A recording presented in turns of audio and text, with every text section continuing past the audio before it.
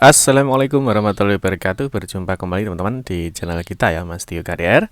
Oke teman-teman, di kesempatan kali ini ya kita akan berbagi informasi kembali teman-teman ya, masih di seputar dunia pendidikan ya. Nah, khusus untuk hari ini kita akan membahas ya terkait dengan 21 pertanyaan yang harus kamu tahu ya. Nah, ini tentang pendataan tenaga honorer atau non ASN. Ternyata nanti kita akan membahas ya terkait dengan apa sih sebenarnya tujuan dari pendataan tenaga honorer.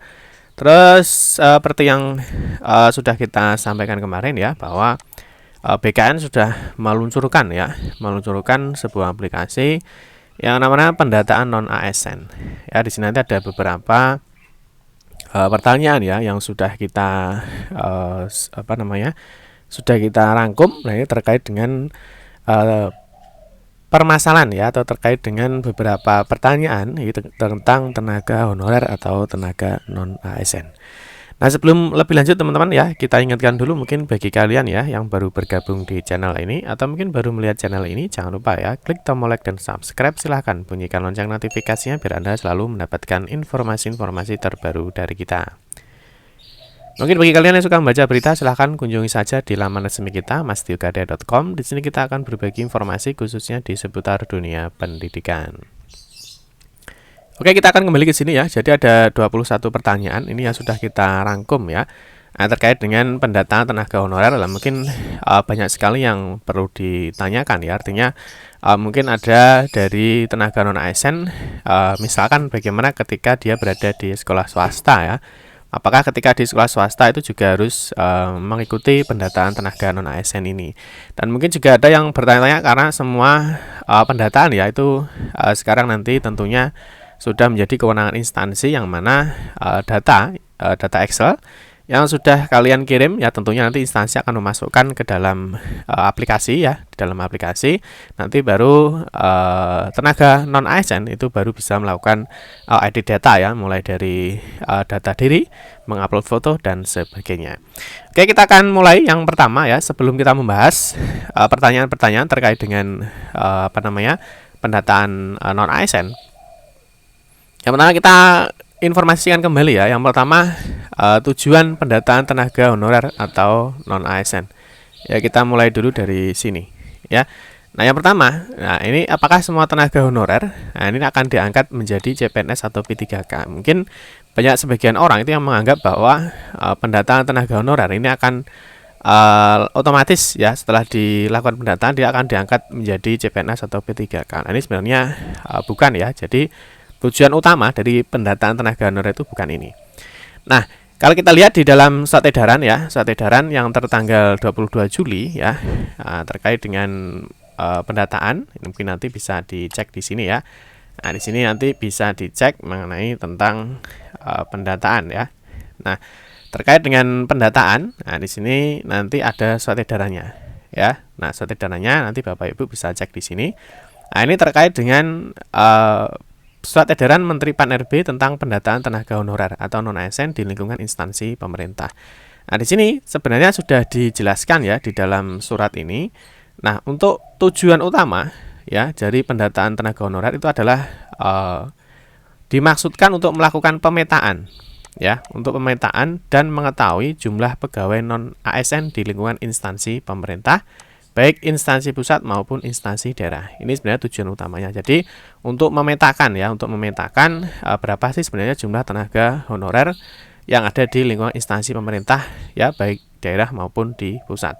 Nah, tentunya di instansi pemerintah ini ya, nah ini bukan tadi tentunya mungkin di instansi pemerintah ini bukan di instansi swasta ya. Misalkan untuk guru yang berada di swasta itu tentunya tidak termasuk di sini. Artinya yang berada di yayasan ya, yayasan tidak termasuk di dalam kategori pendataan tenaga honorer ini.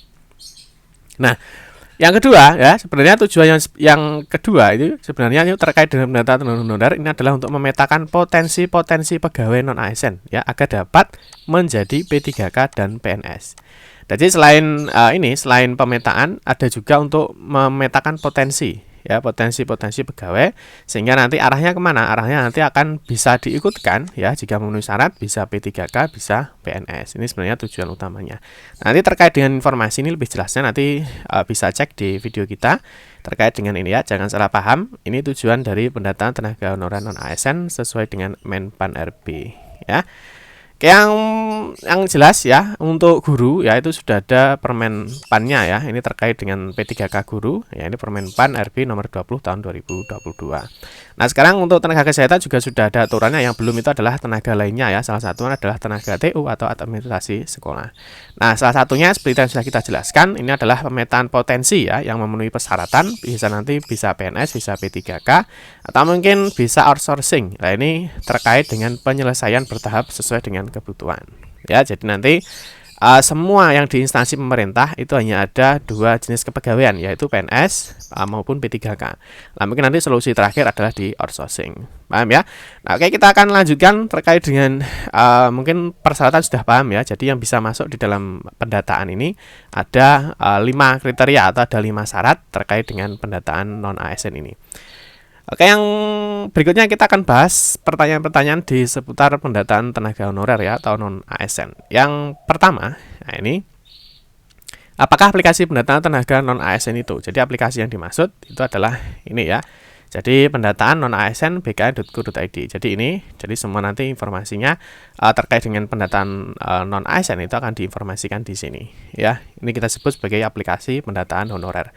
Ingat ya, ini untuk semua yang ada di sekolah negeri ya. Jadi yang di sekolah swasta GTY itu tidak masuk di dalam pendataan ini. Oke. Yang pertama, apakah aplikasi pendataan tenaga non ASN itu? Jadi aplikasi yang digunakan untuk mendata pegawai tenaga non ASN di lingkungan instansi pemerintah. Ingat ya, instansi pemerintah, bukan di guru-guru swasta, tidak masuk di dalam ini. Yang dibangun oleh BKN berdasarkan surat Menteri Pan RB ya, nomor B1511 dan seterusnya tanggal 22 Juli 2022. Nah, ini suratnya seperti yang sudah kita jelaskan tadi, nanti bisa di-download di sini. Ya, nah ini Pan RB ya tertanggal 22 Juli 2022. Oke ya. Oke, yang berikutnya yang poin 2. Nah, ini siapa saja tenaga non ASN? Artinya siapa saja tenaga non ASN yang masuk ke dalam pendataan ya di dalam aplikasi itu. Nah, yang pertama di sini dijelaskan tenaga honorer kategori 2 yang terdaftar dalam database BKN ya, dan ini pegawai non ASN yang telah bekerja pada instansi pemerintah pusat atau daerah. Ya, jadi artinya di instansi pemerintah. Misalkan ada Pak, saya kalau guru swasta bagaimana? Guru swasta tidak masuk ke dalam pendataan ini ya, karena guru swasta itu masuk di dalam pendirinya bukan pemerintah ya, tapi dari masyarakat. Ya, misalkan yang GTY ya, semua guru-guru ya yang atau non ASN yang di guru swasta itu tidak masuk di dalam pendataan ini, karena pendataan ini untuk non ASN yang bekerja pada instansi pemerintah ya, misalkan di sekolah negeri ya, semua yang ada di sekolah negeri masuk di dalam pendataan ini. Paham ya? Yang nomor 3, apa saja syarat dari pendataan tenaga non ASN? Nah, syaratnya seperti yang sudah kita jelaskan tadi ya, ada 5 poin. Pertama adalah ini mendapatkan honorarium ya, terus diangkat paling rendah pimpinan unit utama, telah bekerja paling singkat 1 tahun, berusia paling rendah 20 dan maksimal 56 tahun. Nah, ini nanti suratnya bisa di-download di sini. Nanti sudah jelas ya, ini terkait dengan persyaratan siapa saja yang bisa masuk ya. Oke, yang berikutnya, yang nomor 4 ya, di sini adalah apakah tenaga non ASN ini wajib membuat akun. Nah, ini wajib ya. Jadi semua bentuk konfirmasi dan monitoring tenaga non ASN akan datanya masing-masing. Jadi semua wajib membuat akun di laman pendataan. Bagaimana jika tenaga non ASN tidak membuat akun ya? Jadi data tenaga non ASN akan sesuai dengan data yang diinput oleh instansi. Ini tentunya data yang dimasukkan adalah sesuai datanya Excel yang sudah kalian isi dan kalian kirim. Ya, mungkin untuk Excel-nya ya bisa dicek aja di di website kita, ketikkan aja seperti ini, Excel. Nah, nanti di dalam pendataan Excel ini, di dalam pendataan ini ya, di dalam pendataan ini, nah ini ada format Excel-nya. Ya, format Excel-nya ini tentunya semua instansi itu akan melakukan pengisian data melalui laman di Excel-nya ya di Excelnya. Setelah ini nanti akan dikirim ke instansinya masing-masing. Ya, selanjutnya data ini akan diinputkan atau dimasukkan ke dalam pendataan ini. Paham ya? Nah, yang berikutnya yang di poin 5, bagaimana kalau NIK, nomor KK, nama lengkap sesuai KTP, TTL sesuai KTP saya tidak ditemukan. Ya, artinya bagaimana nanti ketika melakukan pendaftaran tetapi ternyata tidak ditemukan, mungkin ada NIK yang berbeda, nomor KK dan nama lengkap ya. Nah, itu apa yang harus dilakukan ya? Yang pertama adalah menghubungi Dinas Dukcapil ya, kabupaten atau kota masing-masing untuk konsolidasi data ya, atau menghubungi call center Dukcapil yang tertera di nomor ini. Ya, jadi artinya memang harus menghubungi Dukcapil karena nanti semua datanya itu harus terintegrasi antara di Dapodik ya dan juga di Dukcapil. Yang berikutnya adalah bagaimana cara membuat akun pada aplikasi pendataan tenaga non honorer. Nah, di sini tenaga honorer dapat membuat akun pada portal ini sampai mendapatkan kartu akun pendaftaran. Ya. Oke ya, saya cek dulu. Oke, kita lanjutkan. Jadi untuk pembuatan akun ya, sebenarnya ini sudah ada buku panduannya ya. Nah, sudah ada buku panduannya tentang petunjuk pendaftaran pendataan non ASN. Nah, yang mana sebenarnya di sini sudah jelas sekali ya, mulai dari alur pendaftaran ya, pendataan non ASN ini ada alurnya ya. Jadi mulai pembuatan akun, pengecekan identitas, nanti selanjutnya adalah melengkapi data dan itu cetak kartu informasi akun. Nah, kalau sudah nanti di sini ada login ya, login terus mengisi biodata. Nah, terus di sini adalah melengkapi data riwayat ya, riwayat jabatan, ada juga pembayaran, di sini ada resume. Yang terakhir adalah cetak kartu pendataan. Jadi akhirnya adalah dicetak kartu pendataan. Nah, nanti untuk buku panduannya ya, untuk buku panduannya di sini juga sudah kita upload ya. Nah, kita juga sudah mengupload. Nanti ketikkan aja di Mastio KDR. Lah di sini ada buku pedoman ya atau petunjuk. Lah ini terkait dengan pendataan. Nah, ini buku pedoman atau petunjuk terkait dengan pendataan pendaftaran non ASN. Di sini sudah ada buku petunjuknya, nanti bisa diikuti untuk melakukan pendataan di sini. Ya. Terus yang berikutnya, bagaimana jika ketika membuat akun terdapat kendala? Nah, ini kalau ada kendala ya, misalkan seperti NIK, nomor KK, tanggal lahir, nama Anda wajib menggunakan browser penggaya. Jadi diutamakan ya bahwa kalian untuk pengisian data ini menggunakan Google Chrome atau Mozilla Firefox yang sudah terbaru. Ya, pastikan data Anda telah didata oleh admin instansi. Nah, ini yang penting ya. Yang penting adalah ini. Jadi pastikan bahwa data kalian itu sudah didata oleh instansi dan sudah dimasukkan ke dalam aplikasi pendataan. Yang berikutnya, bagaimana jika muncul informasi NIK sudah terdaftar ketika membuat akun pendaftaran. Nah, ini silahkan mengakses halaman helpdesk ya. Nanti di sini ada halaman helpdesk. Ini kalau misalkan nanti ada informasi bahwa kalian NIK-nya sudah terdaftar ya. Terus yang berikutnya, yang poin 10, dokumen apa saja yang dibutuhkan untuk membuat akun ya. Di sini untuk dokumen ya, sebenarnya sudah dijelaskan juga di sini. Nah, di sini ya, hal-hal yang harus disiapkan sebelum pembuatan akun tentunya adalah ada KTP, ada kartu keluarga, ada ijazah, ada pas foto ya, swafoto selfie, surat keputusan atau SK jabatan ya. Terus yang terakhir ya, yang nomor 7 ini adalah bukti pembayaran gaji. Ini harus disiapkan sebelum melakukan pendataan. Ya. Terus yang berikutnya, bagaimana jika kode CAPTCHA tidak terbaca atau tidak tampil? Ini saat kalian melakukan pendaftaran, yaitu lakukan clear cache ya, hapus history browsernya. Jadi di browser nanti di sini ada namanya history atau riwayat. Lah ini bisa dihapus ya riwayatnya, nanti baru bisa dicek kembali. Yang berikutnya, apakah output dari membuat akun kartu akun pendataan tenaga non ASN? Jadi hasil akhirnya ya dari pembuatan akun itu apa? Nah, untuk hasil akhirnya untuk pembuatan akun itu sebenarnya adalah kartu akun ya. Nah, ini kita cek. Nah, di sini ada namanya kartu akun. Nah, ini ya. Jadi ini pembuatan akun ya, pembuatan akun nanti akan ada yang namanya kartu akun. Nah, ini kartu informasi akun pendataan tenaga non ASN. Nah, kalau kalian sudah membuat kartu informasi akun, nanti baru bisa dilanjutkan untuk pengisian data atau riwayatnya ya. Terus yang di poin 13, dokumen apa saja yang harus dipersiapkan untuk melakukan perlengkapan data ya. Yang pertama ada SK kontrak, bukti pembayaran honorarium yang dibayarkan melalui APBD untuk instansi daerah dan atau APBN untuk instansi pusat, ijazah pendidikan terakhir yang Anda miliki. Nah, ini terkait dengan berkas-berkas atau dokumen yang perlu disiapkan. Tentunya seperti yang sudah kita sampaikan, ada 8 ini ya, ada 7 ya, ada 7 berkas yang harus kalian siapkan.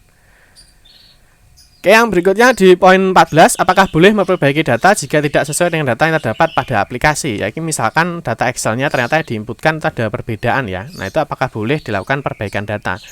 Ya, nah ini tenaga honorer kategori 2 dan pegawai non ASN dapat melakukan penambahan riwayat kerja lampau atau melengkapi data lainnya yang diinput oleh administrasi selama data belum dilakukan finalisasi ya. Oleh admin instansi, maka data lampau dapat diperbaiki oleh masing-masing THK 2 dan pegawai non ASN dan juga diharapkan dapat berkoordinasi dengan admin instansi masing-masing. Ini bagaimana jika ada perbedaan data ya, misalkan data yang dikirim itu ternyata berbeda. Nah, itu apakah bisa dilakukan perbaikan ya?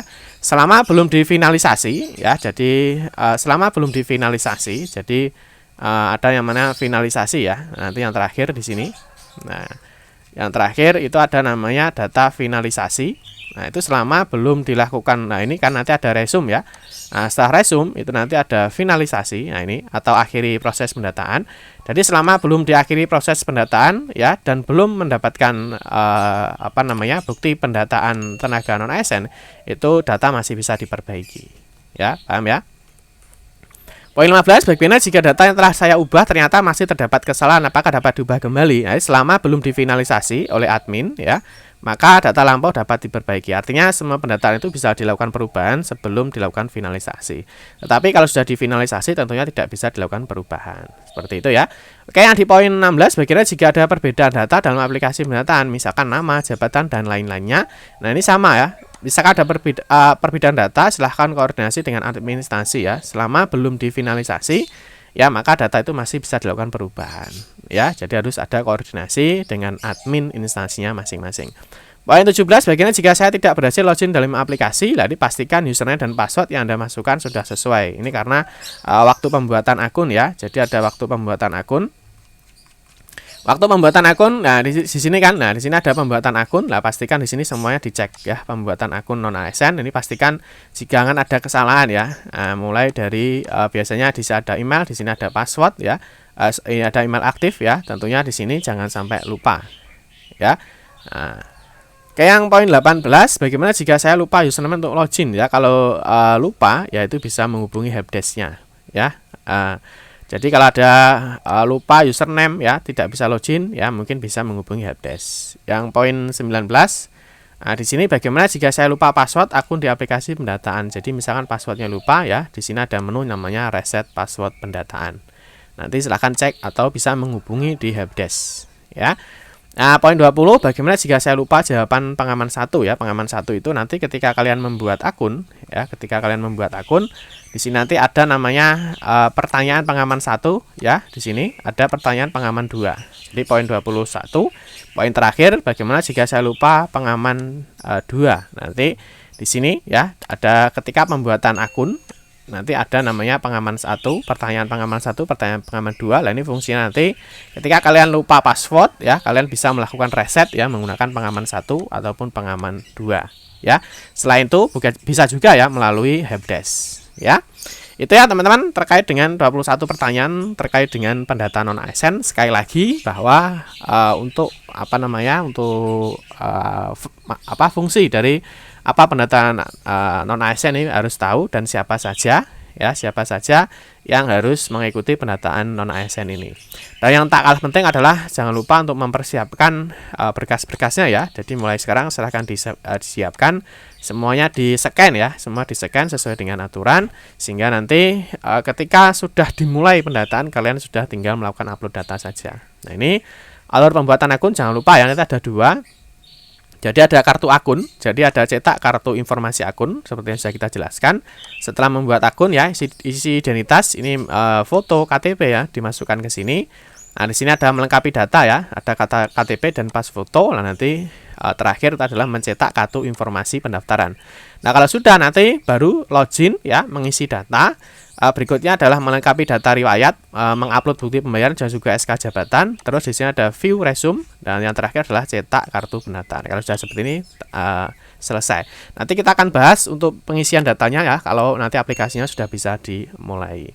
Oke teman-teman ya, cukup sekian saja informasi yang dapat kami sampaikan. Semoga bermanfaat. Mohon maaf jika ada salah kata dalam memberikan informasi dan penjelasan. Kita berjumpa kembali di video-video berikutnya. Saya akhiri, wassalamualaikum warahmatullahi wabarakatuh.